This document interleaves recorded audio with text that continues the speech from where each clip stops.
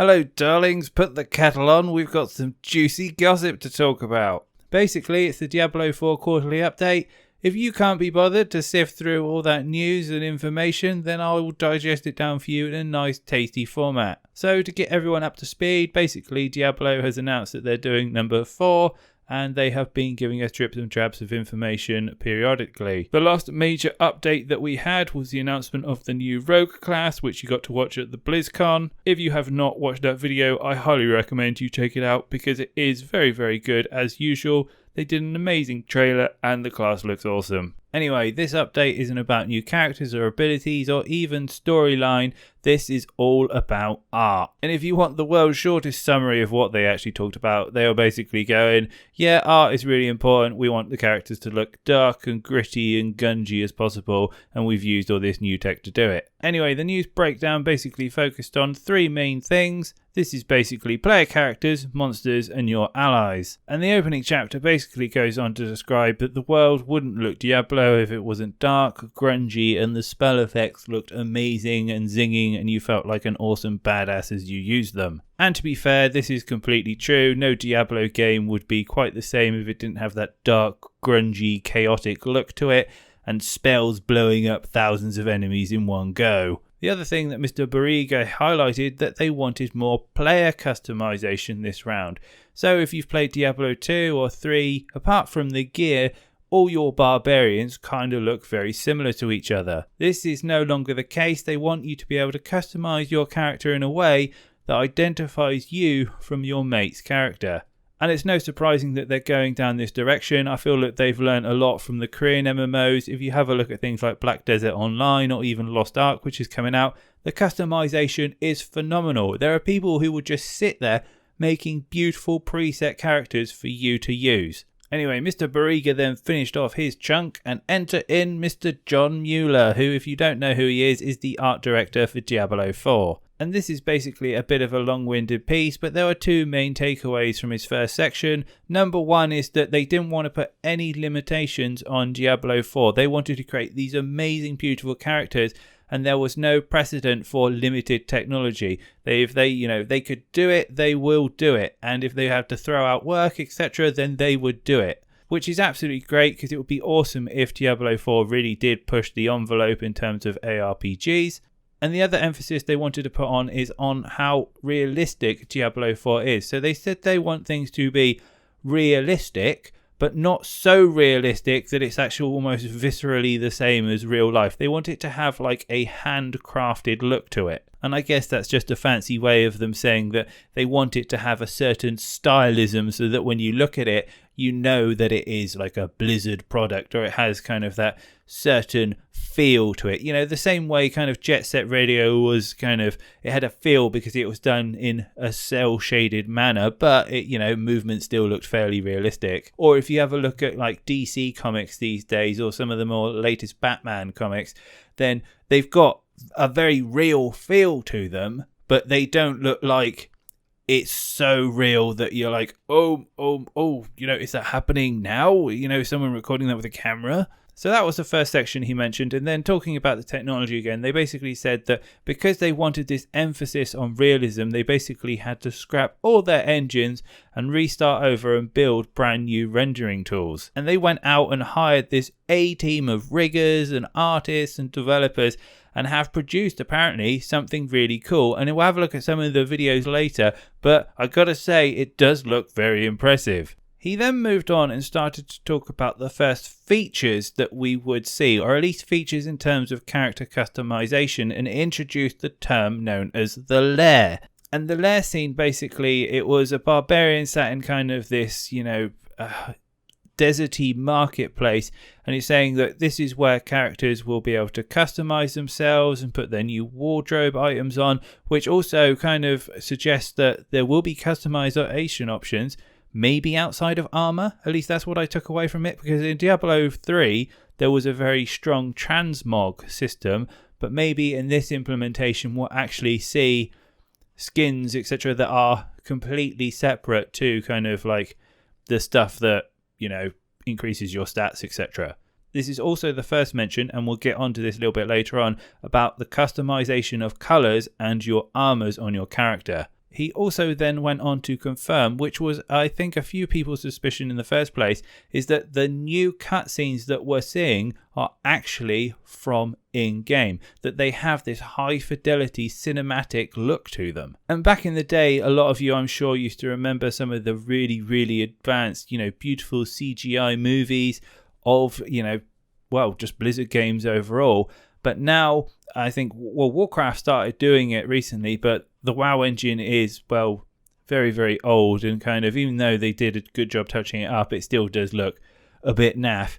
But here, just the 3D rendering, it looks absolutely gorgeous. Anyway, he basically finished on that point and then went to talk about how that the system all currently works within the game camera, and that it all is, cohesive and beautiful and working wonderfully, and also the fact that they have found this sweet spot apparently where the game looks good and the shadows aren't going to obscure readability. And I guess that has twofold, because one, you don't want to not be able to read what's going on around the screen, and also will give the game more accessibility for anyone who may have visual impairments, etc. So a big thumbs up all round over there. So anyway, he closed on up and then introduced the lead character artist, and I apologise for butchering this name, but it was Arnold Kotelnikov. So we shall call him Arnold for this segment.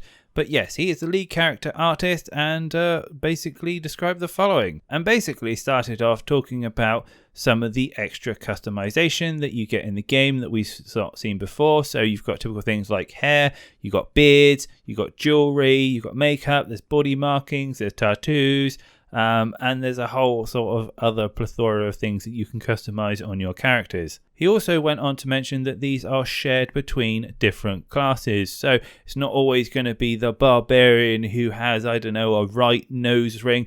You can have them on a whole plethora of different classes, which I thought was really cool and nice to see. So you could end up making a whole clan of very themic looking warriors or something like that. But nonetheless, I really like the idea that they are thinking hard about customization and allowing you to put some of your own personality into your characters. And I bet my bottom dollar that all those role players in the Diablo scene are currently very, very happy with this announcement.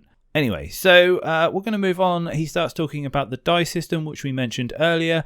And basically, they're saying that, armor can be dyed. At least this is my take home from it. I hope it is that we can dye the armor, not just they can dye the armor and, we'll have sets all looking the same, just different shades of each other things. World of Warcraft, cough, cough. But yeah, they said they were talking about the challenges of having a dye system, and there's a barbarian with like different coloured turbans, etc. And they were saying that, not all materials can be dyed the same colour because it just looks odd. For example, some metals can't have colour because they're bizarre if they are shaded that way. And what they've done is basically install a load of metadata into various material properties, which says if this colour is selected, or don't give them access to this colour if it's this material, because it just won't look right. And then he went on to mention about the camera, and he's basically saying that he doesn't want the characters to look good far away. He also wants them to look really good, and to do this they basically introduced this new layer of texture. It's called detail mapping, and when you zoom in, the mapping's really small and basically allows you to have really high fidelity textures when you're looking up the nose of your barbarian as he's slaying the 5th pig demon, etc. And as well as this, he also mentions that all the armor has 2 body types. So for example, they showed a barbarian, and one of them was for like a big bro barbarian who obviously squats lots, and the other one was for, that lean running barbarian who doesn't like the squat rack so much, but loves a good game of hockey. And they also showed the same sort of thing with the rogue. They saw like a big chunky rogue, and then they had a small lean rogue. And it looks really good. And you could see the scale differential between the two. And they were very, very beautiful. Now, as this video has been playing, I'm sure some of you have noticed that there have been some beautiful models with some beautiful armor and just showcasing what everything is going to look like, and it looks absolutely gorgeous. Instead of me yabbering on about them and going, ooh, it's so pretty, I'm just going to let you do that, and you can tell me in the comments of just how gorgeous and what one was your favourite. I absolutely loved the female barbarian one, but I'd love to hear some conversation on this. But yeah, Summarizing, it looks absolutely gorgeous. They have done a fantastic job on this, considering that this is their own engine that they have built. Anyway, he finished up and then introduced Nick Sciolano. Nick Sciolano is the associate art director and is also in charge of characters. And he went on to describe all the monsters and bits and pieces that are coming in. And if you guys haven't picked up on it already, the intro video that we saw when it was announced with Lilith and all that blood, they've kind of kept that similar sort of theme. So it's demons, but with a very gory edge to them. And he basically introduced several monsters which we'll go through, and we'll start off with the Blood Bishop. And the Blood Bishop basically is one of the new casters that they're introducing, and they make AoE bombs and they have denial of area of effects, etc. And this is kind of a vampire-esque blood and magic monster. And looking at this bad boy, he is just gross. He just looks like he's made of arteries and sinew, and you can kind of see the resemblance of an old skull in there. And it's, do you know what? It reminds me a little bit of The Thing, which is why I kind of think it's hitting home so much. I'm just like, oh, God, no. Quick, set it on fire, burn it. And just like, you look at it, and even the arteries around the joints are like all throbbing and pulsing. And I don't doubt for a second that when you hit this thing, it's going to like explode like Mount Vesuvius with blood everywhere. The next monster that he went on to then introduce was the Skeleton Lord. If you've played any Diablo game, then you are going to be very familiar with skeletons. They are absolutely everywhere. If you're a necromancer, you'll probably love them. But once again, it is kind of like sticking to that very gooey-esque monster feel that they're going for. I mean, in this one, you could see that his bones are all made up of sinew, and he's basically a skeleton that's being thrown through a blender and glued back together again, and it creates a really good kind of effect, or when I say good, terrifying. And they talked about some of his abilities. So you've got like summoning skeletons that he can do. He can summon up a bone wall like the necromancer, and he's also got a giant staff which I'm sure he'll use to, you know, bang you on the noggin with. And it can also, he can do bone explosion as well, so very similar to the necromancer there. Now, the next one that they went on to talk to about was this. This is probably the most terrifying of all the monsters that I've seen. It's basically this spider that jumped on some poor bloke's back, ripped his head off, and is feeding on his body. The body is all bloated and spidery and jabbed, etc., and it just looks absolutely vile. And apparently, just to make it even worse, this thing will spawn spiders. And if you played Diablo 3 with the Broodmother, which was just absolutely awful, in fact, the whole level with the spiders was awful, this thing looks 10 times worse than any spider monster that they have produced so far. It's so real and gooey, and you can almost hear the squelch as you want to put your finger into one of the oozy, gooey pustules on the side of it. And it just, again, captivates a real horror vibe. Then up next, they introduced another kind of old familiar, which is the succubus. Now, the succubus wasn't, much to write home about, but I will say it kind of really highlighted their use of their brand new engine. You look at the wings and they looked really leathery, really realistic. You saw the light sheening off all the gold armor. It looked absolutely fantastic. And yeah, it was a real nice, refreshing update to the previous succubuses that we've seen before. And all these beautiful textures we're seeing all over the place is through a technology called PBR, which is physical based rendering, which basically they described it as makes leather look like leather, metal look like metal, and sand look like sand. And they showcased this with this knight that they put up, and you can have a look at it here. It just looks absolutely gorgeous. It's kind of like you can almost see where it's starting to oxidize and that sheen. It's got that kind of grittiness to it, and you see that loincloth in front of him, and you can almost feel the textures in your fingers. And the other thing, if you have a look at the spikes, I don't know how you make a spike look extra spiky, or as if you're going to put your hand on it, it's going to skewer you, but they managed to do it and it looks fantastic. And the last demo that they showed was some sort of Cerebus multi-headed dog monster, and they were just like, we want to really showcase how realistic the fur looks on this giant mutant hideous dog monster. Like, isn't it soft and furry? Don't you just want to put your hand and give him a little stroke? It's like, no, I'd like to set him on fire right now, please. Anyway, that is all the juicy bits taken away from the quarterly update. I hope you really enjoyed this video.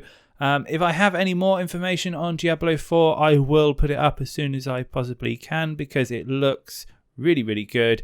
There's a lot of hard work going into it, and Diablo is a fantastic franchise, and I love a good ARPG. So thanks for listening. Remember, stay safe, stay healthy. I'd love to hear all your comments below. Thank you for all the support so far, and I'll be back with more news soon.